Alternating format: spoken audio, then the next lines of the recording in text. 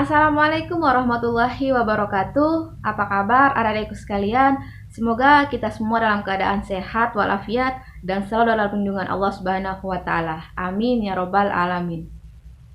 Pada kesempatan kali ini, Ibu akan menjelaskan materi tentang iman kepada kitab Allah Subhanahu wa taala.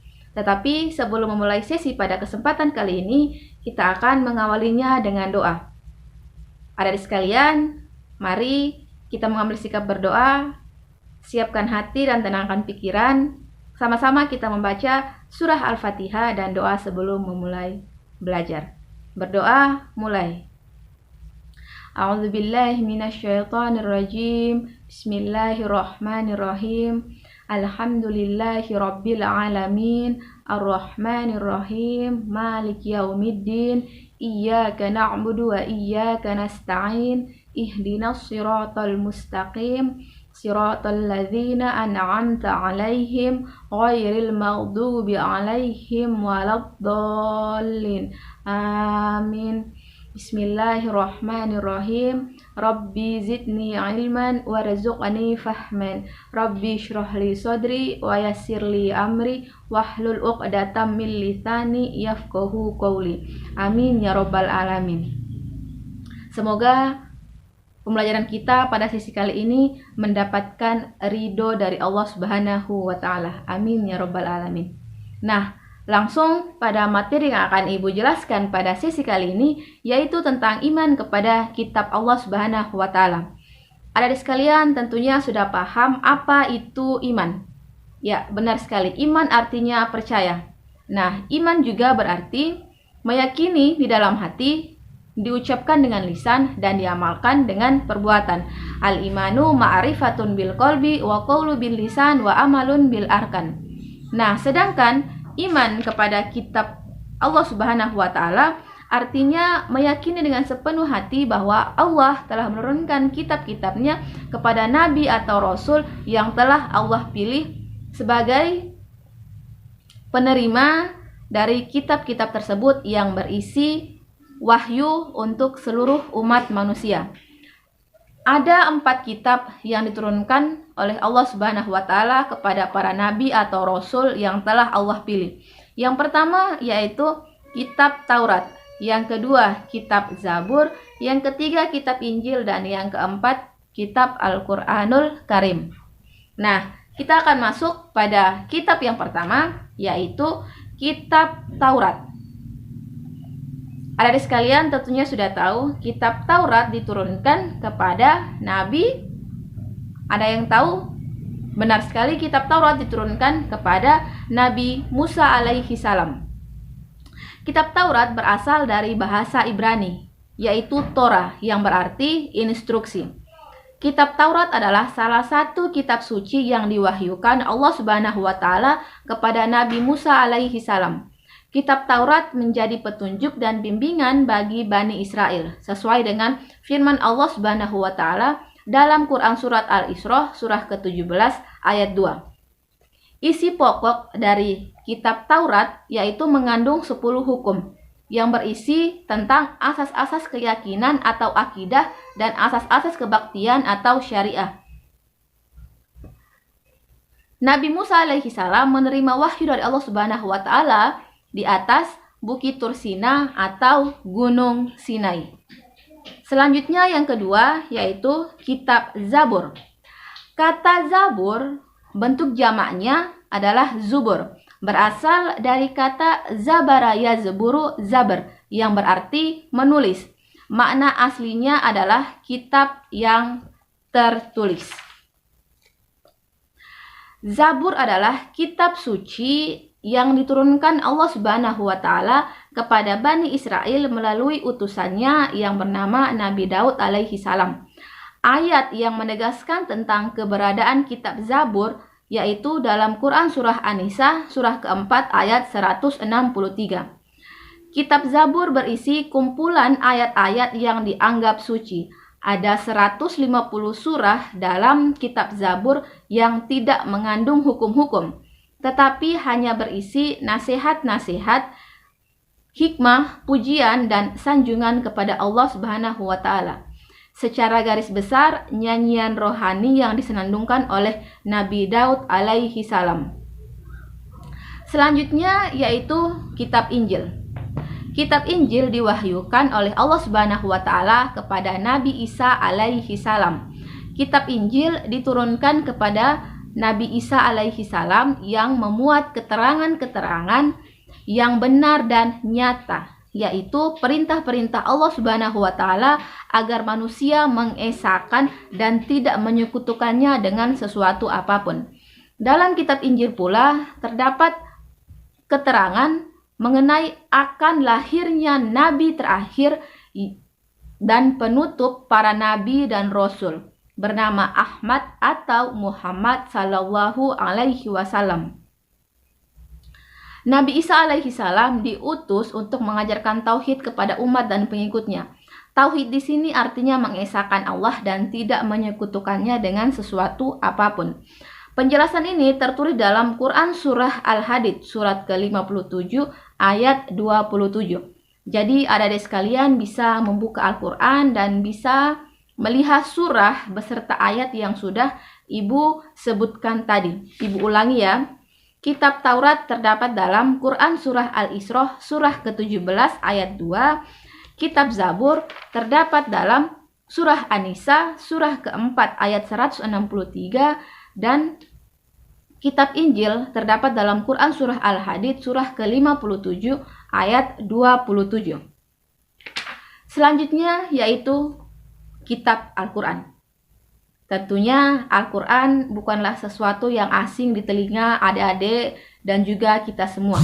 Al-Quran adalah kitab terakhir yang diturunkan oleh Allah Subhanahu wa taala sebagai penyempurna dari kitab-kitab sebelumnya yang telah Allah Subhanahu wa taala turunkan. Kitab Al-Quran yaitu kitab yang diturunkan oleh Allah Subhanahu wa taala kepada Nabi Muhammad sallallahu alaihi wasallam melalui perantara malaikat Jibril. Adik-adik sekalian tentunya sudah tahu bahwa Al-Quran tidak diturunkan secara sekaligus, melainkan diturunkan secara, ya benar sekali, diturunkan secara berangsur-angsur. Ada yang tahu berapa lama Al-Quran diturunkan? Nah, tepat sekali. Al-Quran diturunkan selama 22 tahun, 2 bulan, dan 22 hari. Tentunya adik-adik sekalian juga sudah tahu bahwa Al-Quran terdiri atas 30 juz, 114 surat, 6.236 ayat, 74.437 kalimat, dan 325.345 huruf. Sudah tahu kan? Nah, selanjutnya wahyu terakhir yang diturunkan oleh Allah Subhanahu wa taala kepada Nabi Muhammad sallallahu alaihi wasallam yaitu Quran surah Al-Maidah ayat ketiga. Ayat tersebut diturunkan pada tanggal 9 Zulhijjah tahun 10 Hijriah di Padang Arafah ketika Nabi Muhammad sallallahu alaihi wasallam sedang menunaikan ibadah haji wada atau haji perpisahan. Beberapa hari sesudah menerima wahyu tersebut, Nabi Muhammad sallallahu alaihi wasallam wafat atau meninggal dunia.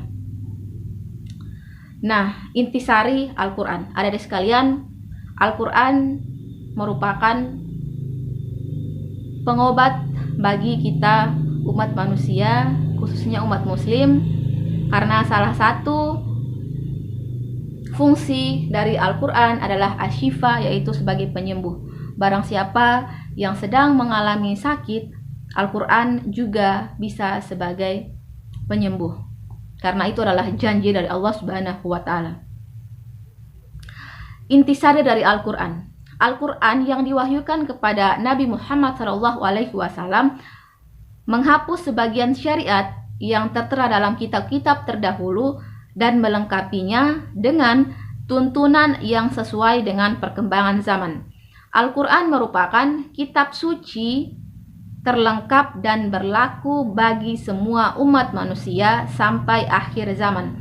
Oleh karena itu, sebagai muslim kita tidak perlu meragukannya sama sekali. Adik-adik sekalian bisa buka Al-Quran dalam Quran Surah Al-Baqarah, surah kedua ayat 2. Dzalikal kitabu la raiba fihi hudal lil muttaqin. Kitab Al-Quran ini tidak ada keraguan padanya dan merupakan petunjuk bagi mereka yang bertakwa.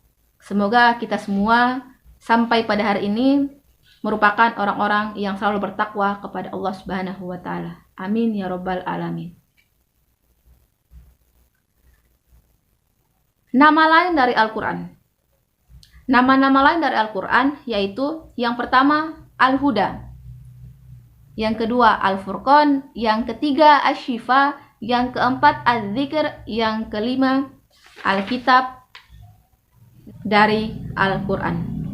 Adapun isi pokok Al-Quran adalah sebagai berikut. Yang pertama yaitu tentang akidah atau keimanan. Yang kedua yaitu tentang ibadah, baik ibadah maghdoh maupun ibadah ghairu maghdoh. Yang ketiga yaitu akhlak. Yang keempat muamalah.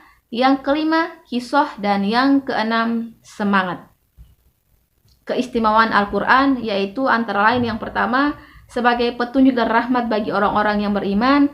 Yang kedua sebagai informasi kepada setiap umat bahwa Nabi dan Rasul terdahulu mempunyai syariat atau aturan dan caranya masing-masing dalam menyembah Allah Subhanahu wa taala. Yang ketiga, Al-Quran sebagai kitab suci terakhir dan terjamin keasliannya. Yang keempat, Al-Quran tidak dapat tertandingi oleh ide-ide manusia yang ingin menyimpangkannya. Dan yang kelima, membaca dan mempelajari isi Al-Quran merupakan sebuah ibadah.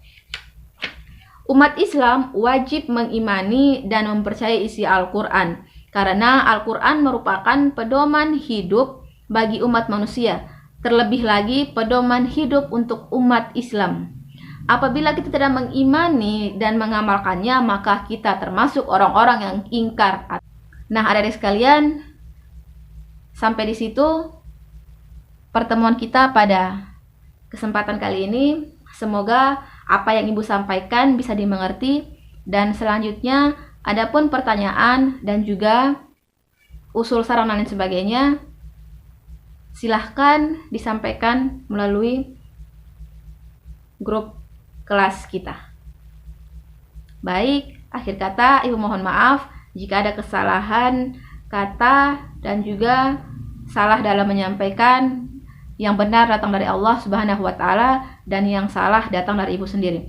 Mari kita tutup sesi ini dengan sama-sama melafazkan hamdalah, istighfar 3 kali, dan juga kafaratul majelis.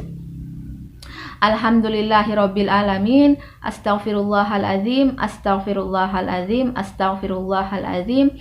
Subhanakallahumma rabbana wa bihamdika asyhadu an la ilaha illa anta astaghfiruka wa atubu ilaik. Amin ya rabbal alamin.